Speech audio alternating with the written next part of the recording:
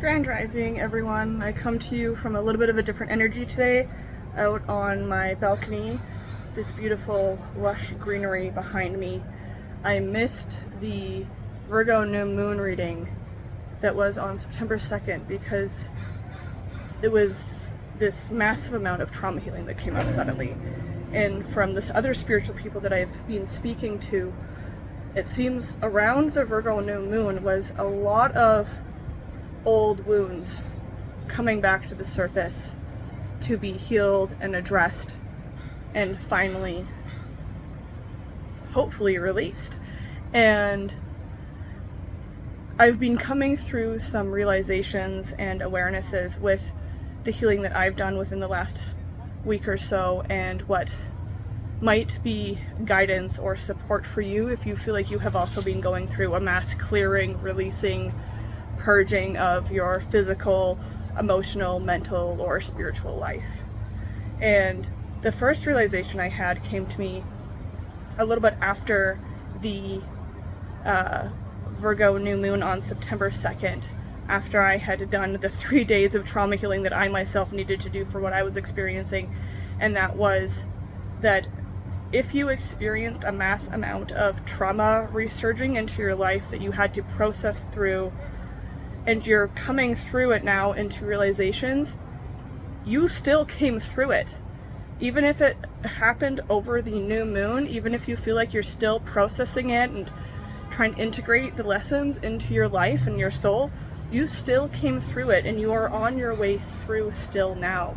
And this Pisces new moon Pisces full moon coming up on the 17th and 18th of September, I'm hearing is going to be that final stamp of this this is done, this trauma healing is done. This kind of looks weird, but that's not what I meant by done.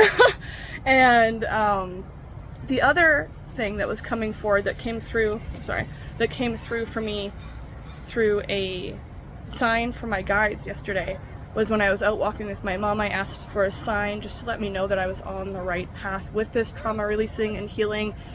And I was out walking by the ocean with my mom, and this precious little garter snake stopped right in front of our path.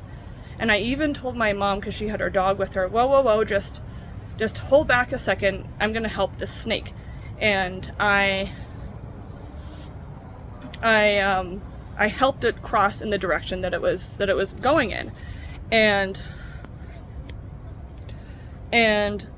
snakes are a huge message of transformation, of release, of shedding their skin primarily, and transforming into the new and adapting as you go. The message that I heard from the garter snake spirit was that the shedding is a process, not just for them, but for everybody. It is a process.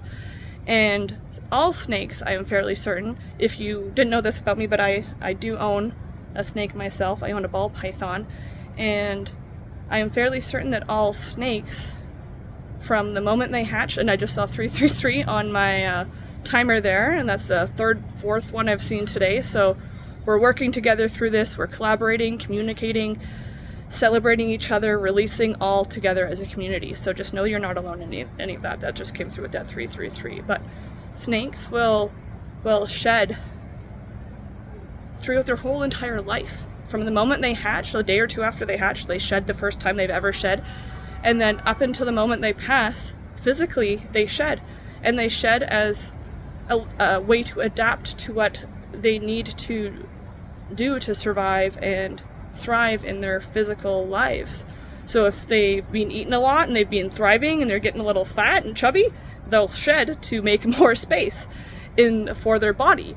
And if they are getting a little skinny, maybe they haven't eaten a while, then they'll also shed too, to shrink down and adapt in that way. And the physical process of snake shedding came through as maybe some guidance and support for us right now that are going through this mass shedding and release process. And the first phase of physical snake shedding is actually when their belly turns like this salmon pink color. And this is like the first sign of when they're about to shed. And at that point, it's still even a few weeks away. And so maybe you're in this pink belly stage of releasing, where you're only just now noticing what needs to be released and shed from you, from your life, in any way that resonates for you. And the second stage that happens for snakes when they start to shed is their colors go almost gray toned, because their skin is beginning to loose, and their scales even get a little like loose. Like if you've ever like flicked like the edge of a paper, like then it's almost like that for the snakes, because they need to loose their scales to be able to shed their skin. So potentially there's the stage of release that you're in right now is you're getting ready, you're preparing, you're past the simple awareness of releasing what you need to release, and you're stepping through into the preparation, whether that's physical, mental, emotional, spiritual preparation to release and shed. Maybe you're in that stage now. The third stage of a snake shed is when it's called like a gray. So what happens is, because they also shed the eye cap over their eyes, and so for a few days they go basically blind, and it looks like their eyes have cataracts on them. And so for a few days, the third step of this shedding process that the snakes go through is alarming and uncomfortable and a little bit scary for them, because they can't see what's happening. They know instinctively within like the memory of them, their brain and themselves, that this is part of the process of shedding, but they still are alarmed and more skitterish, more afraid, because they can't physically see their surroundings at that point. So maybe you're at the point of your shedding and your release and your recovery, even where you're so full into it now that you can't see clearly. That eye cap, maybe it's even a third eye cap for some of us, if you feel like your mental clarity or your vision or your imagination is being affected by this, is so close to being ready to shed that it's blinding you. It's about to pop off. That's how close it is. And the fourth stage that happens, which is kind of interesting in this whole process, is it actually the eye cap, the gray eye cap, cataract looking thing goes away, and then they just almost look normal again, because at that stage they're ready to release their old dead skin to adapt into the new way of being and living that they need to adapt to. The other thing that comes through with this message of shedding the old skin, releasing, transforming, transcending, is that it's not that they just like pops off. Snakes will even rub against rough surfaces, caves, rocks, whatever surroundings they have to help themselves shed their skin. So even when they are at the stage where they're like, it is time to go, it's ready, we're on that mark, they still have to rub against those rough surfaces to finally get that old skin off.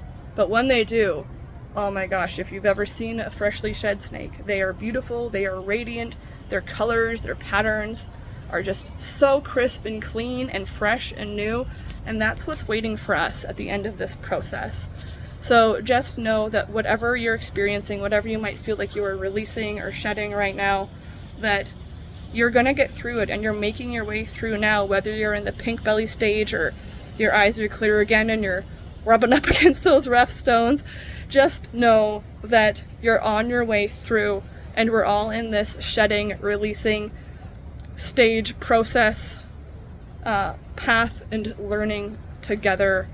And it's interesting, another message is coming through quickly with garter snake, is that they're actually one of the only snake species that I know of that actually live with other garter snakes. Usually snakes, they all hatch in a huge batch of snakes, and then as they age and grow, they separate and go their own way and into their own territory, and they'll become aggressive and defensive with each other if they meet each other in the wild as adults. But garter snakes are one of the few snake species that actually thrive in a community, and they're communal snakes. They need to be in a family. And so just know that you don't have to go through this shedding by yourself. There is family, whether that's blood family, family that you've chosen for yourself, a spiritual soul family, that is here for you to help you through this process and help you shed every last little bit of skin or negativity or old energy of your old self, ways, whatever it is for you, so that you can be that clean, beautiful, crisp, fresh being that is waiting to be born and brought into this alignment of who you're becoming. That's all I had for today. That was just on my heart for the last couple days, and I really wanted to make a video for it. So here we are. I hope you're all doing fantastic.